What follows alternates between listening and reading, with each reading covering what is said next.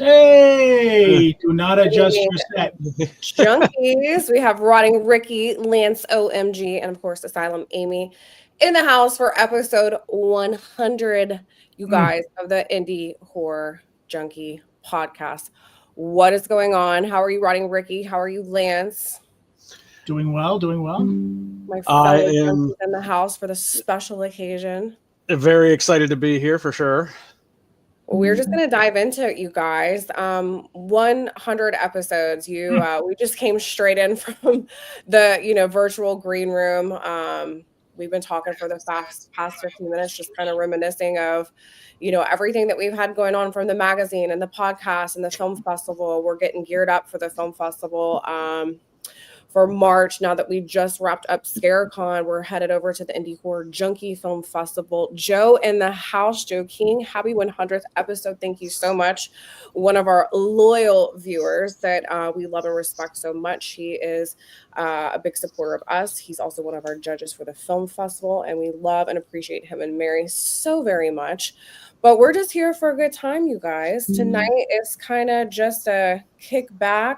Let's have some questions for Rotting Ricky. You can throw it at me. Lance is in the house. We've got viewers that have been, pinging us all day that we're excited for the show. Mary, thank you. So if you're watching and you have questions, go ahead and let us know what you want to know. Rick's going to pull those up. Also, we've got giveaways, you guys. We've got magazines. We have the newest issue. Got to show my girl, Eileen. Yep, Eileen Dietz in the house. So this is available if you haven't got it yet at indiehorrorjunkie.com. But we're going to be giving away some magazines. So what we want you to do is, if you're watching, go ahead in the comments and shoot us your email, because everyone who comments tonight with their email is going to get a free digital copy of issue number 19 with Eileen Dietz on the cover. We've got some giveaways. I've got I don't know what you got over there, Rick. I got some stream issues. Oh yeah, that's a good. So just to let people know, if you've already ordered your digital copy of issue number 19 and you comment in here, we'll let you go ahead and choose any other back issue, and we'll send you that one for free.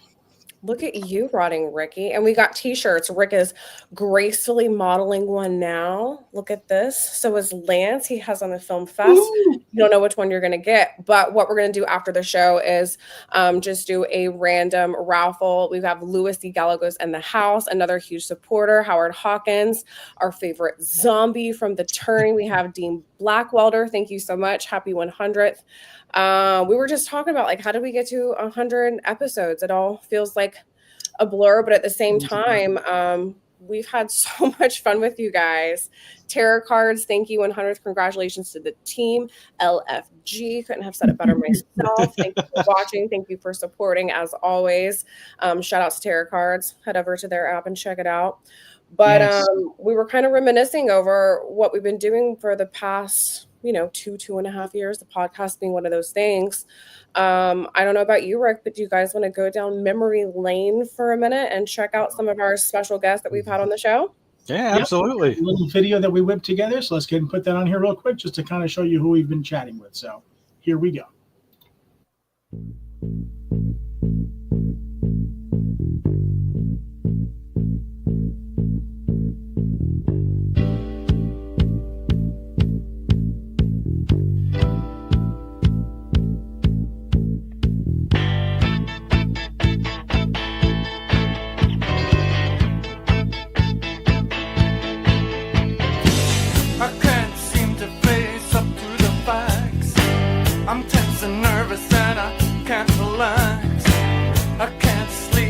My bed's on fire.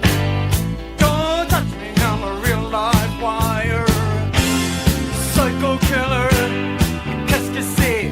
Fa fa fa fa fa fa fa fa fa fa. Better run, run, run, run, run, run, run away.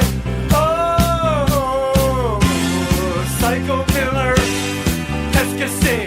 Fa fa fa fa fa fa fa fa fa. Better run, run, run, run.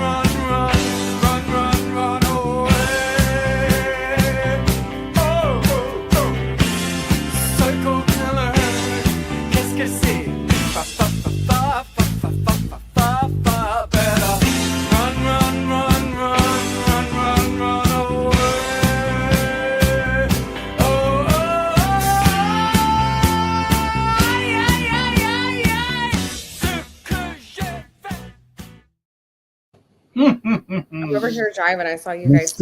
I saw Lindsay. Oh my gosh, I watched that several times. I was on YouTube just trying to pull images. And thank you, Howard. And Howard, we love you so much, and we're so excited that you're a part of the Junkies as well. Dan, hey, thank you. Dan was also at ScareCon representing his film. Very cool. He's a producer on The Cellar. They won Best Foreign Film and Best Supporting Actress. Megan, I'm sorry, I can't remember her last name, but Megan is her first name. Best Supporting Actress. She's phenomenal, by the way. Yeah, that was a really solid flick. That was really good. Howard, I love listening to you guys. I really love working with y'all on set. If you ever need anything, you have my email. Oh, you were on file. For those of you who don't know Howard, he, he's just a big supporter of the Junkies, a big supporter of indie horror in general. Hey, Bren in the house. Shout out to you and everything you have got going on in indie horror, you little filmmaker hottie.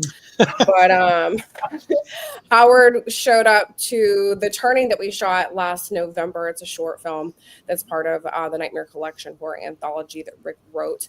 And we had a little casting call for local zombies that could show up with their own makeup and wardrobe. We had a tight budget, so we needed people who already knew what to do. And he showed up, and it looked like he had been in makeup for hours, and come to find out his daughter did all of his practical special effects, and he looks so good. And Rick and I are whispering in the corner, like, get him on screen. So if you haven't checked out The Turning, you can head over to indiehorrorjunkie.com and get the Blu-ray. We're going to give one away tonight, though, and you'll see the infamous zombie bite from him. So definitely check that out. But thank you, Howard, for tuning in.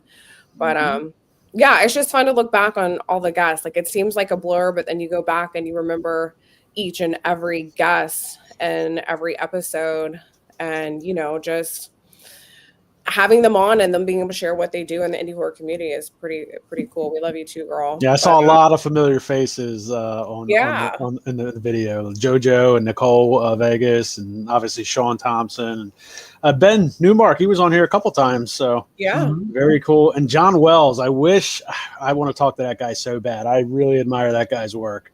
Yeah, he's a phenomenal actor. We can always bring it back on, Lance. We have repeat guests. We're all about that, especially if they're working on multiple projects or just in a different phase of their marketing and want to talk about what they have going on. But Adam's family, we had a great conversation with them, and now they've gone to One Fantasia. Yeah, that's man, y'all are in for a treat with that Mother of Flies when it comes available next year. That is a good flick. Very exciting. And what's cool about the podcast is a lot of times you'll have to check it out, Howard. What's cool about the podcast and the Film Fest and the magazine with Indie Horror Junkie is they're kind of this across the board platform. I'm sure that most of you know that, but if you don't, a lot of people that we feature in the article, we also bring on the podcast to promote their project. And some of them are because we met them at the film festival or they won the film festival. So they all kind of intertwine to have this opportunity for their project, whatever it is, or whatever it is they're trying to promote on several different platforms just within the brand, which is a lot of fun for us because that is our mission, you guys, is to, give all the love to the independent horror community. And I actually have a question for Rick because this all goes back to you, Rotting Ricky. Indie Horror Junkie was your baby. This was your idea. This stemmed from you. I know the answer to this, but I want you to tell us what inspired you to create. Yes, Rick, take us on a journey and how you came to be. As far as the Indie Horror Junkie brand or magazine or whatever you might call it, I mean, this is something that really started prior to Filming the Clock. It's just after doing so many film festivals and meeting so many filmmakers and making films myself and networking with actors and actresses and feeling the passion, I've always wanted to try and find some way to help spread the word because I'm a big fan of Fangoria magazine and Rue Morgue magazine and all those, and they're great magazines, but they basically cater towards the studio films and the big budget things, and there's no real love for the indie filmmakers. Not to say that they don't offer some, but not as much. So as an indie filmmaker myself, I wanted to find some way to help spread the love and talk about these films, because some of these filmmakers are great filmmakers and making really good product. So I started it as like an online newsletter, putting it out like as a newsletter format, sending it out for free. Then I developed it into a magazine.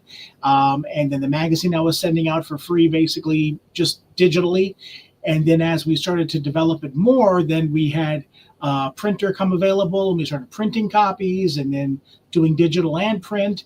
And once we started printing, it's like then everything really just kind of took off, because now people really wanted to be in it because it's print. We were able to get that going. And then, of course, it just kind of built from there. And then we decided not to just stop at the magazine. We wanted to try and do the podcast. And when the podcast came along, that once again, that gave us a chance to not just help people in the magazine format, but bring them on so the fans could ask them questions and interact, and we could educate some of the filmmakers on how the process goes, whether it be funding, getting cast, crew, whatever the case may be. And it's just kind of snowballed from there. And now we're making our own films as well, and Indie Horror Junkie Film Fest, which is off the chain at MegaCon. So yeah, I mean, we intend to basically take over the world and let everybody know about all these independent films. Night at a time. A long drawn out answer, but there you go. Well, no, that's a good answer, because I can segue that into, Amy, how did you become a part of this? Because, like, correct me if I'm wrong, but like, not that long ago, you were a cheerleader for the Bucks. So how do you go from that to acting, and then how does your world collide with Rick? We both have the same mental illness, that's for sure. We talk about that quite frequently, but it's the honest to God truth.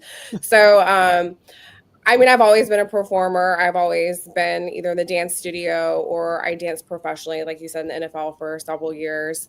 I've done theater, I've done musicals. I've always just been an entertainer and an artist at heart.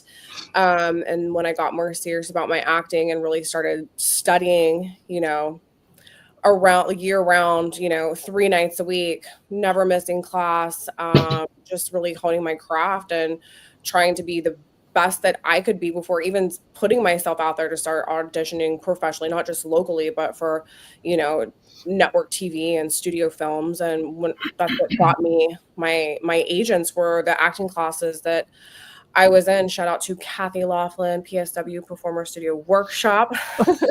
Unfortunately, they are now closed after COVID, but I owe a lot to Kathy Laughlin, CSA.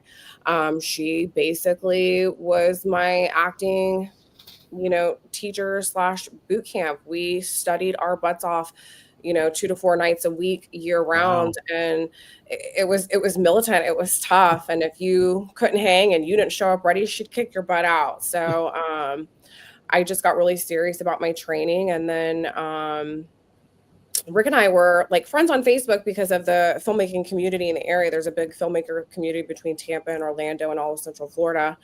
And then I actually ran into him face to face several years back at Tampa Bay Underground Film Festival. Mm-hmm. Shout out, love them. They always have a great, fun film fest with everybody comes out for that. If you're in the Tampa area, you're Central Florida, you're coming to it. It's insane networking. They put on great networking events. We love going. Even if we don't have a film, we go. But we usually have a film because, like I said, we have the same mental illness and we don't sleep.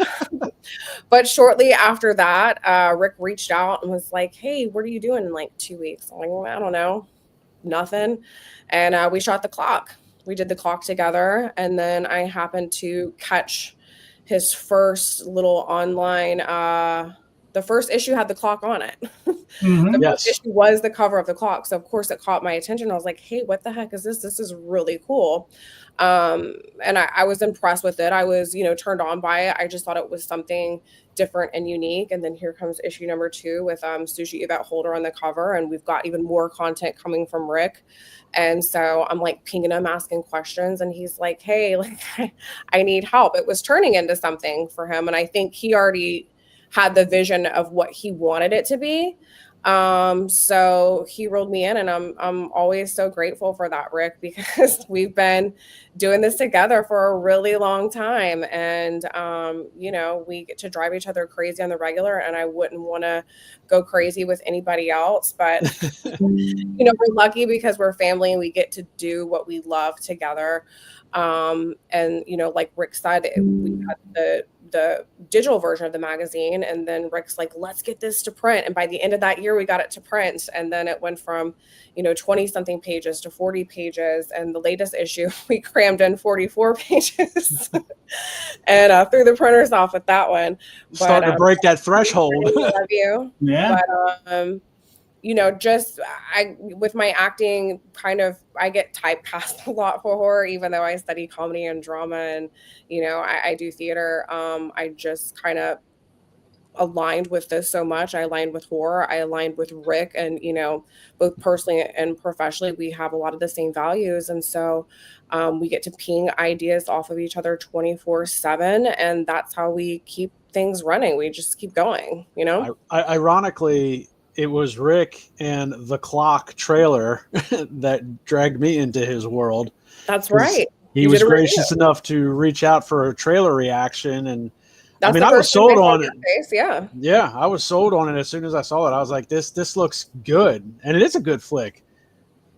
So and then we adopted our redheaded stepchild, Lance. That's what happens. Like, we meet you guys and we're like, oh, they're a vibe. Hey, like, you want to come over here? We need and I'm more than happy for it, man. I really appreciate you guys, dragging me into this world. So.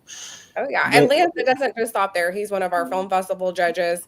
He's incredible at that. He does our reviews. He helps us at our film festival at MegaCon. Like, we could not have done it this year without you and Dylan and Graham, because it got so nuts and so busy. We had 300 people come to watch Screamboat, and Rick and I are looking at each other like, oh shit, is there no chairs?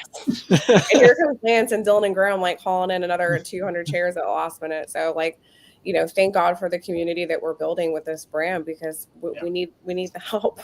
Yeah, it was awesome. It was such a blast. We do have our first question here from Dean. To all of you, some of your favorite indie films, indie horror. Okay, I'll let you start, Amy. Gosh. I got to go with my latest obsession with our last film fest that we did with ScareCon, our feature film winner on Gallows Hill. You guys are going to hear about this movie because we're going to have writer, director, producer Ed Szymborski on the show later on to talk about it. But just talk about bleeding an entire part of you into a film. This filmmaker took 3 years to make this film, and you'll see the love he put into it and the creativity and the art. It's got stop motion. It has freaking bats. It has vampires. It has everything that you want. And it's so beautifully done and beautifully edited and beautifully scored. So right now that comes to mind to me. I got to watch it when we watched it with the judges. I got to watch it at ScareCon. It's a must watch. So definitely head over to their socials on Gallows Hill. Shout out. You're going to see them on the scene, and you might even see them at MegaCon. Who knows? Mm-hmm. Lance? That's a tough one. My favorite probably goes back to... I understand. It's okay. Think of something else. Let's mention something else. Yeah. Probably goes back to the last MegaCon. I'd probably have to go with Screamboat. You got to. That's great. I mean, not only is it a fantastic film, and I had an absolute blast watching it, and then we went and saw it in the theater at Disney Springs as well. That's right. But I think just there's a lot there. Like Stephen LaMorte and Amy Schumacher are such great people to hang out with and talk to. And it was just amazing being there and seeing how many people lined up for Screamboat that weekend, for the special viewing. And it's just a really fun movie. I got a lot of respect for those guys, but I watched so many indie flicks. I'm like, that's like Mutilator 2 was pretty good. Forest Through the Trees is really good. Had them at MegaCon, the Indie Horror Junkie Film Festival. But and we've had them all on the podcast too. This is what I'm talking about, you guys. We've had them in the magazine. We've had them in the podcast. We've had them at the film festival, both Screamboat, and that was such a fun episode with Amy Schumacher LaMorte and Stephen LaMorte and David Howard Thornton. David came on and was whistling for us, iconic Steamboat Willie whistle. And I'm like, how is, he on our podcast right now whistling? Like, and like, correct me if I'm wrong, but isn't that like your biggest there you podcast go, episode? Dan. That's a nice shout out. Yes, Screamboat is now available on Peacock. Yes. So definitely check them out and give them love and support. And if you love Amy and Steven, they're actually going to be in Orlando at Spooky Empire the weekend of October 31st, Halloween. You might find me out there. You might not. I don't know. But as far as my choice, yeah, Screamboat's always a good one. What about you, Rick? I was going to say Screamboat was one that I was going to mention. If you didn't there, I really enjoyed it. And Stream, Michael Levy's Stream. I love the whole concept of Stream with them playing the game and stuff like that and going out with the killers. We went to the theaters and saw that. With Screamboat, like I said, not only was it a fun movie, but normally with movies like that, you expect them to, okay, well, they're just going to go ahead and piggyback off the new public domain name and just put a slasher out there. But no. To me, the best part about Screamboat, my favorite part about it, is all the Disney references. I could watch it again and again just to try and catch them and stuff like that with the girls getting on the boat. I want to go where the people are. I mean, like immediately when the girls come running up the steps and you see them in all of like the specific like colors of the dresses, and I'm like, okay, I know exactly where we're going with this. And he did such a good job writing the script. He really did. And you're right. It didn't just it wasn't just your typical domain slasher, which we're seeing a lot of, unfortunately. It's got an actual storyline to it. It's got some lore to it. And I'm hoping they do another one. And as far as Stream goes, I am super looking forward to the next one. Yeah. Well, they have announced they are doing a second one. So that's going to be. I made the recommendation that they should do Streamboat and have the mouse be one of the killers. Okay, this is embarrassing. You don't want to know how many times at ScareCon that I said Streamboat. Streamboat. But they should do a Streamboat. I'm like, you idiot. But it just because Screamboat, and we were doing panels for Screamboat and for Stream, and I kept saying Streamboat, and I think we slept like 20 hours in 5 days the most, and but yeah. Someone should write it because I've already put it out there. And there are also so many great short horror films. I mean, Night of the Slasher is one that got picked up, I think, by Alter, which is amazing. So many that have been submitted to our film festivals that have played in the past. The Parcel, which is an amazing film. That freaking guy, Jared, every day is posting on Facebook about winning another award. I love it. I'm always putting party emojis every time I see it. I'm like, watching you just in here slaying all these festival nominations. I know that there was one that got submitted for the film festival, POV, which was really good. Our short film winner. That was so much fun to watch as well. Yeah, and that's the beautiful thing about this stuff is that not only do we get to have these people and chat with them and find out the inner workings and stuff and get to put them in the magazine, but then we get to show their films over there. Their films go on to win our festival and other festivals and go on hopefully to turn into feature films or more and stuff. So to me, one of my earliest dreams, I remember when I came up with the Indie Horror Junkie magazine, is to have a piece in there about an upcoming filmmaker and their movie, and then one day see that person take off and be in Fangoria magazine on their cover or something like that, and know that we had them first. We got them when they first came out, So I love it. But anything that we can do to help them get notoriety, that's what we're here for. So speaking of that, like, is that kind of like your heart and soul? Yes, Nicole Vegas. Real quick, Skate to Hell, you guys. That's one of the announcement coming soon. We're ready. Shout out to them. Another indie horror film that's loaded with horror comedy, lots of practical special effects, very gory and fun, and it's got some great names in it as well. So and Nicole's going to be moving down here now, so she's going to be part of our group soon. So let's get ready. She told me the other day that's semi put on hold, and can't give too much away. She had my hopes up too, and then she sent me a message. Well, either way, shout out to Nicole Butler Vegas. We love her. She's also been one of our podcast guests and is very involved in indie horror herself. She's an actress, she's a producer, she does it all. So yeah, she's awesome. Super nice person too. Yeah, she's great.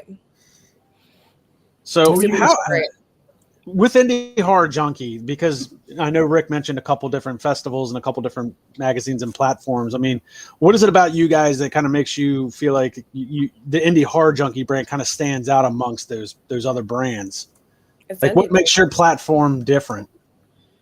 Well, I like it because first off, it starts with the name. I love the name. The name is catchy. The whole idea that we've got around it, feeding the need and stuff like that, to me, that's catchy. If it's something catchy, then you've got ways. But also because we're hustlers. And the fact that we're filmmakers as well, which means that we know that it's just kind of like, to me, it's the simplest thing. The film festival, the last film festival, the last two film festivals we did, we send out every time somebody, an official selection gets made into the film festival, we send them a comment card, which gives them feedback from all the judges, constructive, good, bad, ugly, whatever, but it's feedback. That's stuff that I, as a filmmaker, have always wanted from other film festivals, but nobody gives it out. And to me, it's like, okay, make me a selection. Maybe I don't win anything, but at least give me some feedback. Let me know what worked with my film, what didn't work with my film, what did you like, what should I work on? You know, things like that that'll help me grow, and we never get anything. So by providing that, we got a lot of positive feedback on that. So I think the fact that we're filmmakers, we know what we want, we know what will help us, so therefore we know what to give back that's going to help everybody else, and that's what I think we try to do. That's a really good way to put it. Actually, I've heard a lot of positive things about the notes that we provide the filmmakers. Oh yeah, and from coming the off film of festivals. ScareCon, and I love you too. Coming off of ScareCon and just talking to the filmmakers, we were talking behind the scenes before the show. We got to select 30 films. We wish we could have selected more, but it's all based off of time and scheduling and all of that. I think we had about 50 people come out for the 30 films that were selected. That's just cast and crew. I was blown away by that because we put this festival together in about 4 to 5 months, which is a very, very that was a lot of cramming going into that. So shout out to every single one of our judges and who's a part of the Indie Horror Junkie team, because we could not do any of this without you. It takes a huge team behind us, and we have one of the best ones. I will say that. But the filmmakers, they're like, hey, I'm so-and-so from this film. And I'm like, oh, hey. And I start talking about their film. They're like, wait, you watched it? Yeah, I watched it. Like, I didn't know if I thought I was like a spokesperson or what, but I was like, no, we watched it. No, we're not just the face. Like, we're the judge, we're the critic, we're everything. Watching the films, and those notes are from our panel of judges. That is, and I kind of explained to them what we do. And for a lot of you who don't know, how we run our festival is through Film Freeway. And Film Freeway is a platform that all film festivals utilize, and that is where you post your festival, and any filmmaker can go in when you have the submission process open and submit their film. And then on the back end, how it works for the judges, or how we run it, you can run it how you want. It's has an interface that you really can kind of specialize specifically how you want to run the back end of it. But, Rick has it set up pretty well where the judges, we can communicate with each other about the film, and then we can write our notes separately for the filmmakers to give them that constructive feedback that we want them to have.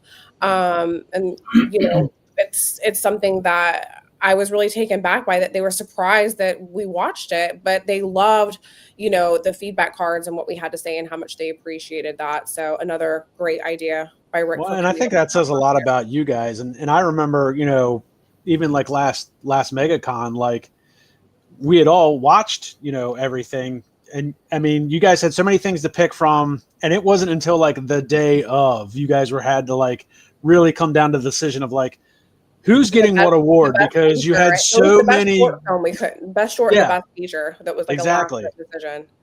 And that was right. Exactly. So it's also the entries and stuff too, like we had with ScareCon. I mean, at the end of the day, we had, I forget what it was, 26 hours or something like that of time that we had to fill, and we had like 80 hours of films. So, I mean, sometimes, we understand that there's certain films that obviously aren't going to make it for various reasons, but then it gets down to, the last 30, 40 hours or whatever, and you've got to cut some films that you really like. But at the end of the day, you can only get in so many. So I feel so bad because those filmmakers are asking sometimes for feedback. Why didn't my film get in? And I'd like to be able to provide that to them, because I am a filmmaker myself. That's why when you were bringing up, Amy, about people telling you that they couldn't believe that you watch the films and stuff, that's the feeling that I get sometimes when I submit to a film festival, and all of a sudden all I get is that little email saying, unfortunately, we couldn't host your film. So I'm like, did you even watch it? I mean, what was it that didn't work, or was it too long?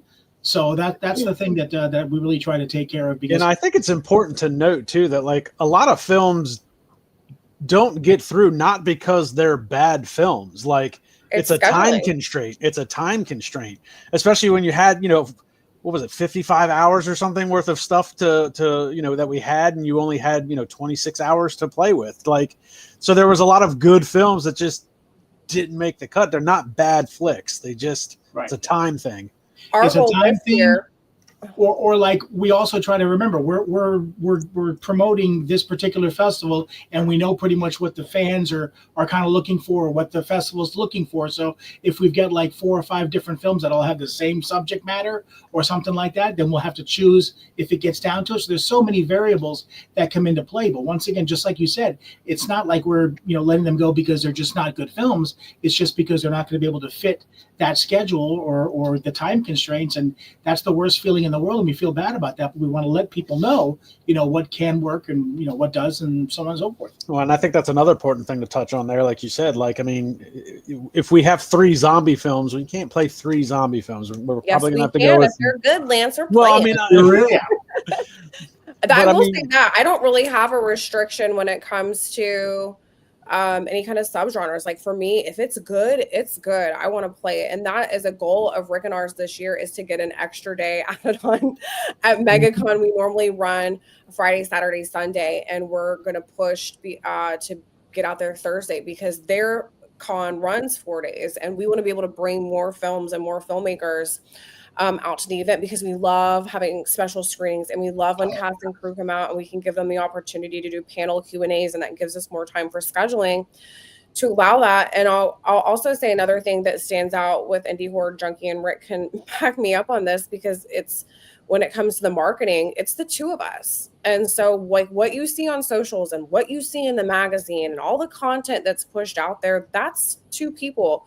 I told you guys we had the same mental illness. I was not over exaggerating. But what I mean by that is when we're promoting the film festival or promoting the magazine and we're tagging, I am like so adamant about us tagging every single person, because I want that one click to take you to that creative, person, whether they're a filmmaker or an actor or a musician. I want you to go to their page. I want you to be able to connect, because that is what we're trying to do, is make these connections. And we can do that because we've tagged all of you on social. When I was at ScareCon, I could look at people and I knew who they were. I could tell you their name and their film, because I've tagged them so many times through our marketing. When you see the marketing, it's us. We don't have a whole team of people that are doing the marketing. We have our judges, and we're grateful for them at the Film Fest, but everything else is Rick and I. When it comes to the productions, when it comes to the magazine and the content that we pull in, and scheduling the show and producing the show, it is Rick and I don't know how we do it. Do you, Rick? I don't know. Like caffeine.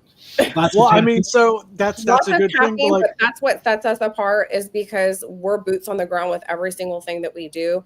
It's not a team that is so far removed from what's happening out there. Like we know what's going on. My algorithm on Instagram is indie horror, and that's how we connect with the filmmakers and with the magazine content. And Rick's over there running the Facebook, and I'm over here running the Instagram, and we're both pulling in content for the magazine, and we're lining up guests, trying to book 2 months out for the podcast, and we're doing the film festival. I would say that's a big difference. You have true hardcore indie creatives connecting with the indie horror community on a base level, and I don't know another brand that really does that.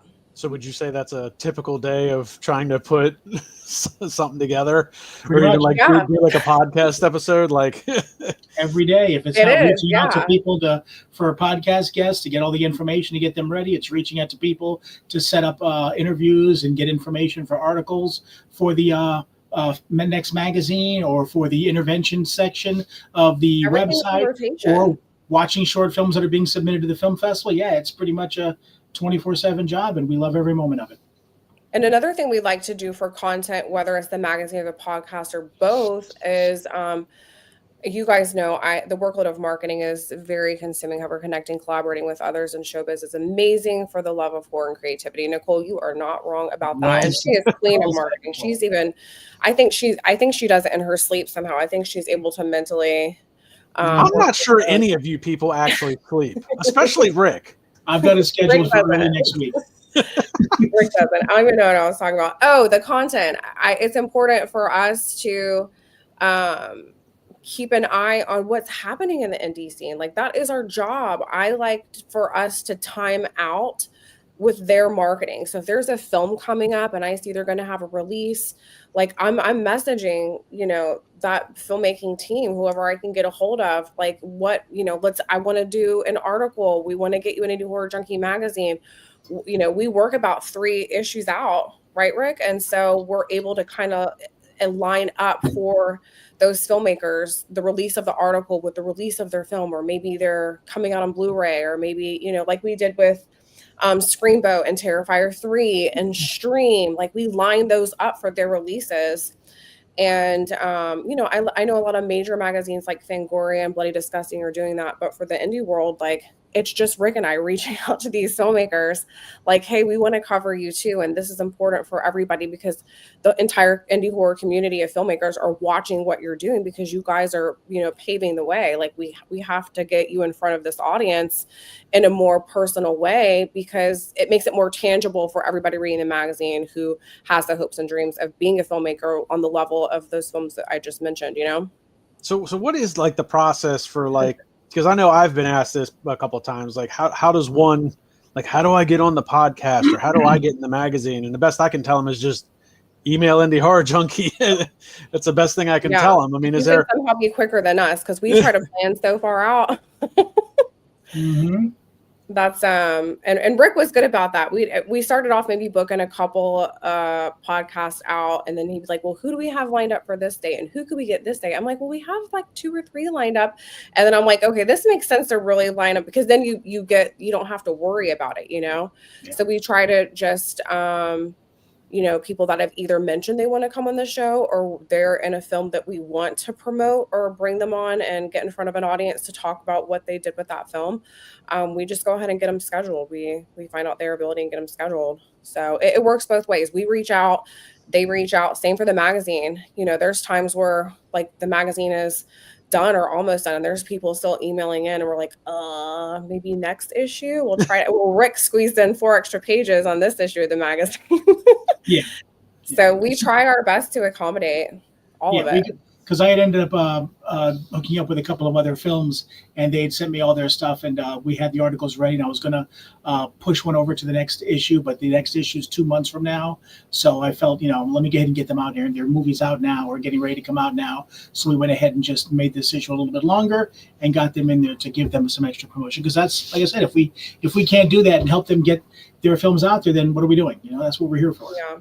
So is there any plans to like expand like either more pages of an issue, or do you guys ever plan on going like to every month versus every other month?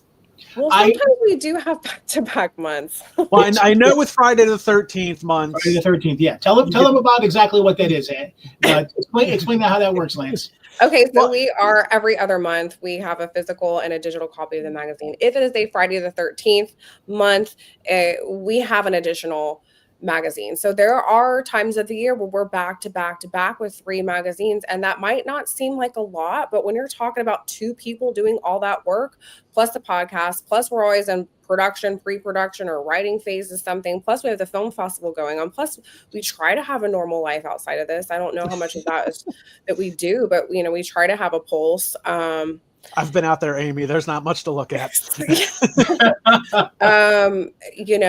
Could maybe if down the road we decided to, expand our team with the magazine. But right now, I like the flow of it. I like that it's manageable for the 2 of us. We have control over everything. If something needs to be changed, all it takes is one phone call or one message between Rick and I, and it's done. It's handled. I think that's why we're able to do as much as we do, because we know how to work off of each other. We both bring so much of the same to the table, but so much differences to the table that we're like the yin and yang. So it's like, you do this and you do that, and I need this and I need that. And like, we don't even have to say it nicely. It's just like, hey, I need this. It's not like a long email, like, good afternoon. Da, da, da, da, da. You know what I mean? If it's like, per my last email. If you're bringing people in and you want to be professional, it's just like, hey, can you do this? And hey, can you do that? And like, we just get it done. Well, You I know? think that helps shed a lot of light on the fact that it really, for the most part, it really is just you two doing the bulk of everything.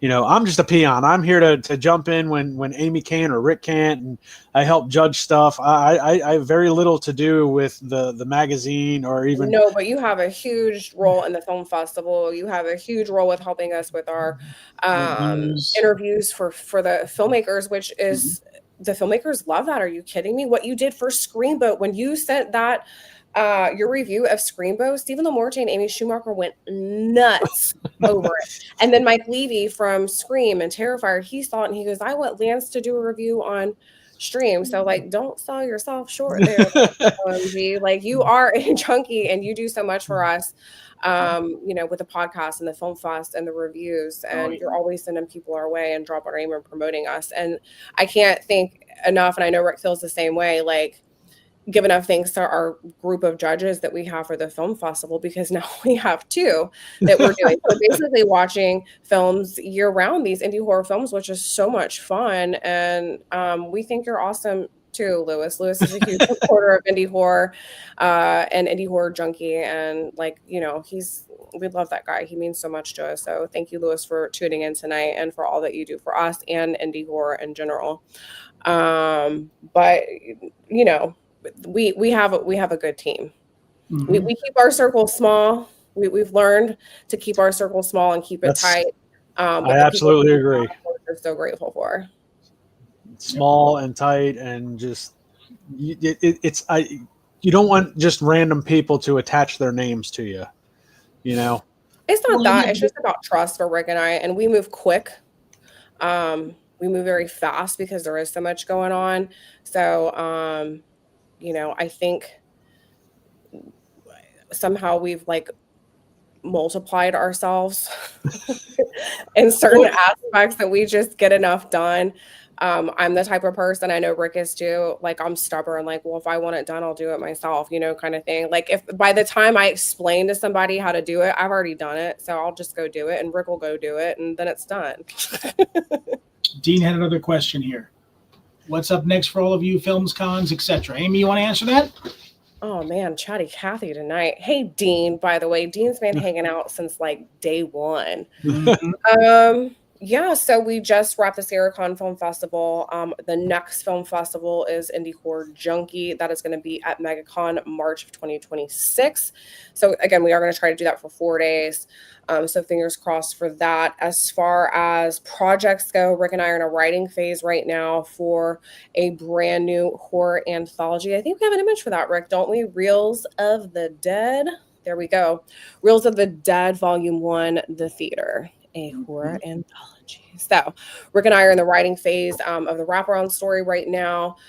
We already have our short story that's going to be inserted in that, along with 2 other films.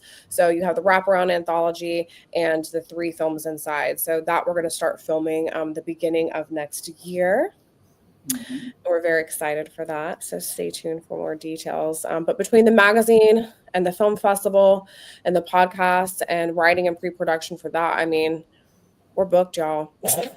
It just stays busy year round with, you know, everything that we put on our plate. But we just try to keep the ball rolling, you know. No rest for the weary. What else you got, Lance? Anything else? Well, I mean, I'm always doing reviews for you guys. As a matter of fact, did you just do a review from the one movie we're talking about? Mother of Flies. That just Mother one of Flies. Fantasia? Yeah, just one Fantasia. I heard you like that one. That was really impressive. That was definitely go check out my review, but that's a really impressive film. I'm also working on some reviews for the B Stream, which is a new streaming service that's run by Brad Lyon. He's a really cool guy. And he specializes in, he's trying to license as many of these like cult classics and B horror movies and B action flicks, as hence the B Stream. That's where you're going to find all your good, weird B movies. And he's going to be the streaming spot for Brute 1976, which is hitting theaters. So definitely check that out. So I'll be doing reviews for him. I do reviews for you. I do reviews for anybody who wants me to do one. It's just a matter of getting to it. And I'm working on The Hive with Sean Thompson, who I met here on the We podcast. love Sean Thompson. He's a great filmmaker and a great friend. Yeah, Sean is awesome. We've done a couple days worth of shooting. We got another day scheduled. Actually, in about a month, middle of October, we've got another day scheduled. So we're working on that. But yeah, he's amazing. He's a super nice guy. Heard a lot of good things from the last shoot that we did. Just from some of the girls that were there, and very professional setting that he was running. So good on him for that. Absolutely. So hopefully, he's hoping maybe to have it done in time for MegaCon, but we'll see how the editing process goes. That would be great. Because we had him in the magazine, we had him on the podcast, so we'd love to have him at the film festival too. Yeah, and he's really good, extensive IMDb, and he was the man behind the mask in Blood of the Bleachers, which was another good flick that we showcased. So Chase Dudley. Yep, Chase is a cool dude. That was a really good movie. Has Leonora Scalfo in it also as well. Another question from Mary. Any notable episodes / interviews from the last 100 that you'd like people to go back and watch? I mean, the one that always comes to mind for me as a personal favorite, somebody that was on my bucket list, people to talk to, which was Linnea Quigley. Linnea Quigley. Yeah. I wanted to chat with her forever, so it was a blast. That was really fun. And she was so sweet, you guys. She was so cool. She was super, super laid back. You can have more than one, right? You got another one? The Addams Family. I love chatting with them because to me, they are the most remarkable people. I just, every time I think about them, I think of this like family in a van down by the river. And in that van, they write, film, edit, produce, and come out of that van and hand you a Blu-ray. They even score it. They do all their own. Yeah, that's the other thing. They even do the music. I mean, it's incredible. And just Mother of Flies, you just got to watch it when it becomes available. I don't know how to describe it. The camera too. Yeah. I mean, they act, they write, they direct, they edit, they do the music, they do the special effects. And it's insane how they put all that together in such a good film. Yeah. My hat's off to them. I'm proud to those guys. Yes, that will be coming to Shudder in 2026. But they were the sweetest people. They were so nice. They were so informative on that. We talked about all kinds of different facets because that's what I love the most about these podcasts is really getting into the framework of how you do things, how you put things together, whether it be casting calls, raising the funding, the marketing, all that stuff, and people opening up and telling us the different processes and stuff. So that's the part I love the most, and they were all over it. I mean, for me, probably one of your best episodes. You got to go back to having David Howard Thornton. I mean, that was that's one of my favorites too. Wild. How many comments from all over the world, really all over the world. Was, trying to keep up with that. He was working double time that night. Blowing up. It was nuts. I was I'm not even going to bother sending a comment. He's got enough going on. That was definitely our most watched show. And if you go check it on YouTube, it's got so many views. But it was just fun because it was the night before MegaCon. Yes. So I was in my hotel room at Universal, streaming that with you guys. David couldn't come out, but Amy came out, Amy Lamorte, Stephen Lamorte. And again, just to have him on. And, if you guys have ever met David at any of the cons, he's a really sweet guy. He is nothing like the character that he plays, or the clown. He's just a very sweet, grounded guy. Always a pleasure to be around and to talk to. And he was just super cool to have on. And like I said, he was whistling Screamboat Willie for us. So and I'm going to put a plug in for him real quick. Everybody should go to YouTube and look up Joker's Wild. Yes. God damn. Can somebody get him to be the Joker in the DCU, please? It's his dream. And he will not stop pressing for that, and neither will we. I would love to see that. You have any other favorite plans that you can think of? I know it's hard to pick, but I mean, I wasn't a part of a whole lot, and I didn't get to see a whole lot, unfortunately. I'll be honest with you, though. One of them that was really enlightening, a couple of them, the episode with Sugarcane, talking to the cast and crew of Sugarcane, and talking to the cast and crew of The Last Cabin was really enlightening for me because I'm not a filmmaker, so it's, I don't know a whole lot about the actual filmmaking process. So hearing them talk about what they had to go through, how they go about it, was really enlightening, and it gives me a greater appreciation for these indie films. Mm-hmm. Yeah, and to me, I mean, if you want to rattle off just some of the great podcast that we had, not just the bucket list stuff, but talking to Flip Cobbler, a guy who did all these Disney movies or whatever it is. Now he's going to horror, talking to Eileen Dietz. You know, you took one of my favorite ones. I got to give her a shout out again, you guys. Yep, talking to her. And a shameless plug, IndieHorrorJunkie.com, issue number 19. And how about Richard Elfman and Anastasia Elfman? Nightmare face on here. And how about Richard? I think it's so great and so fun. I had the pleasure of meeting her up at New Jersey Horror Con. And another thing I love about Indie Horror Junkie, you know, we're boots on the ground. I got to meet Eileen Dietz. Next thing you know, she's on the cover of the magazine. She's on the podcast. We're girlfriends. Like, I love this lady. She's just so cool. And she had so many great stories, didn't she, Rick? So many great stories from set. I could just talk to her for days. I also got to give a shout out to the lovely and beautiful Anastasia Elfman. We've had her on the show twice. You know, Rick created this section of indie horror hotties in the magazine. We have one every single issue, and we always talk about it's not just a beautiful face, it's the brains behind it and what these women are doing for indie horror, and you know, leaps and bounds that they're making creatively. And we love to showcase that. And she was our indie horror hottie, but she does these incredible, she barely beat me out for that, you know that. She does these incredible, you know, live performances, and she is the creative brain behind all of it. And she's also acting in films. She's going to be in Pool Party Massacre 2, and that's just to name one of them off the top of my head. But she's always so much fun to have on the podcast. Like you said, David Howard Thornton. And her husband, Richard Elfman, you know, that was so nice because he played with Oingo Boingo with his brother Danny Elfman, who I'm sure many of you know. So I've always been a big fan of Oingo Boingo from back in the day. So to have and be able to chat with him was amazing. Yeah. And I always love having the filmmakers from our film festival on the show, just because it's, you know, one more way to, you know, connect their film that they're pushing through the festival. I always think that's really cool.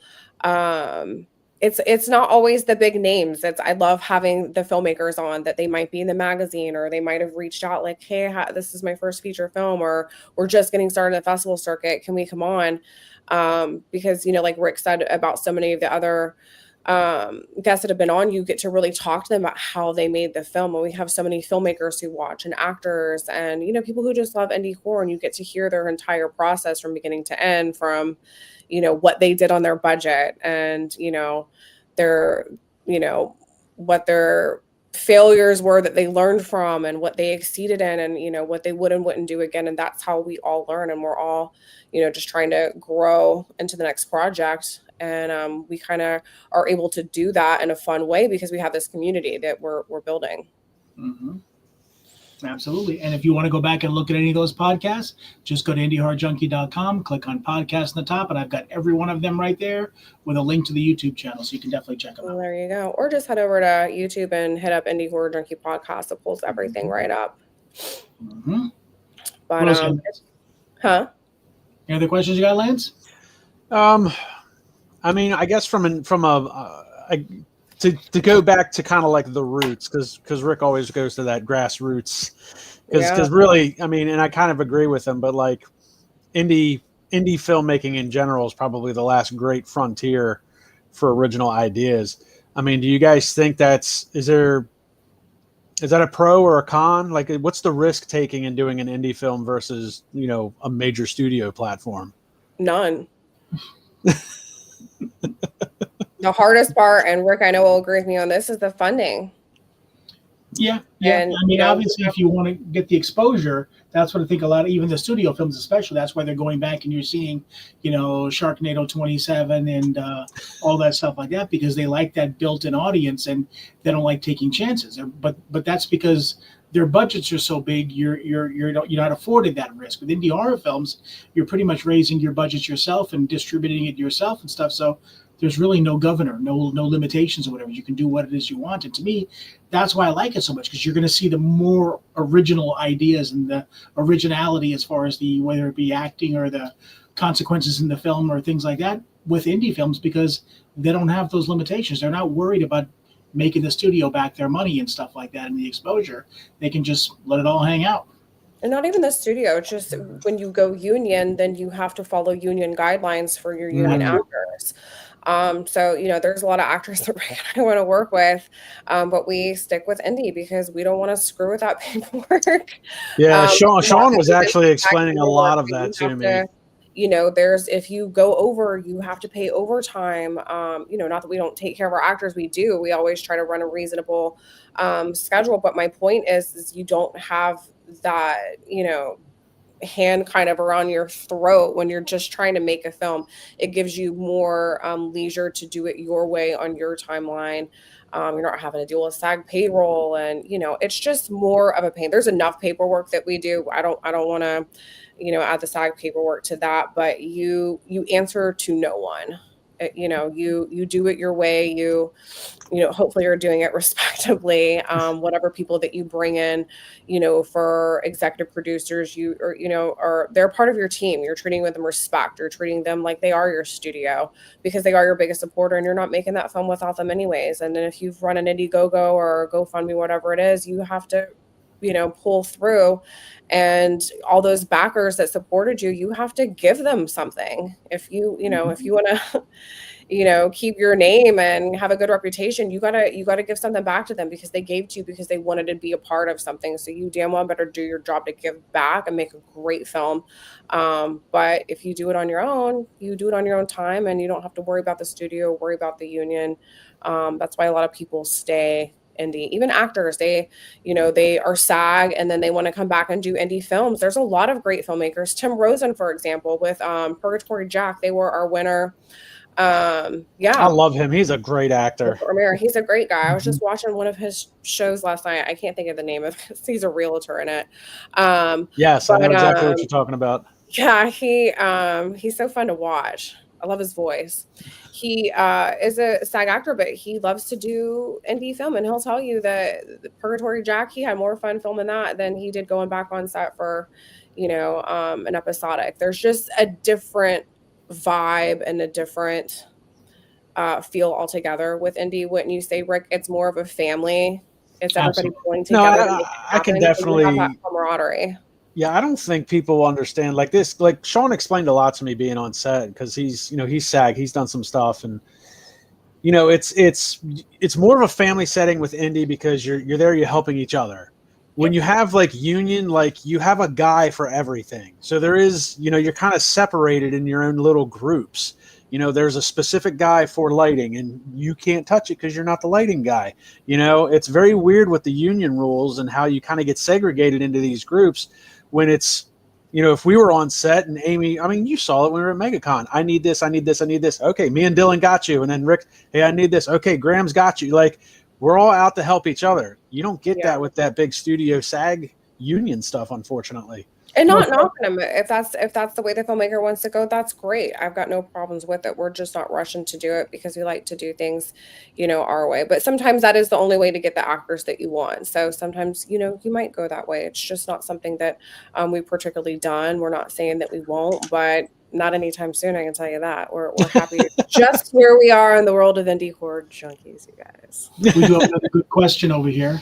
I'll bring that up here real quick. Where did it go? Oh, here we go. From Howard, how do you pick the indie horror hottie? Oh, there you go. It's usually me stalking the ladies, you guys. I'm just going to go ahead and admit, Rick will tell you. He's a big part of it, that's for sure. No, I always have my eyes on what's going on. Like I said, my algorithm on Instagram, I'm always looking and paying attention to the films that are coming out and the actresses, not only that are in them, but are producing them, who are behind the camera, who are writing them. I'm really looking for women in the indie horror community who are doing the most, you guys, and that I personally want to see get even more exposure. There's, it's just a platform that we really want to specifically utilize for women, the Indie Horror Hottie name. And I think it's brilliant that Rick came up with that because every single issue we can highlight that one female who is putting in the work and who's working harder than the other females around them. And it makes me happy to see them so happy because they are really grateful for the opportunity to get their name on one more platform or to be published or to come on the podcast. it's meaningful. It's not just, oh, it's an indie horror hottie. Like it means something. It means something to them and it means something to us. So it really just nominate Nicole Vegas. There you go. It really comes from, the people that we have eyes on that are really working hard in the right now in the indie horror scene.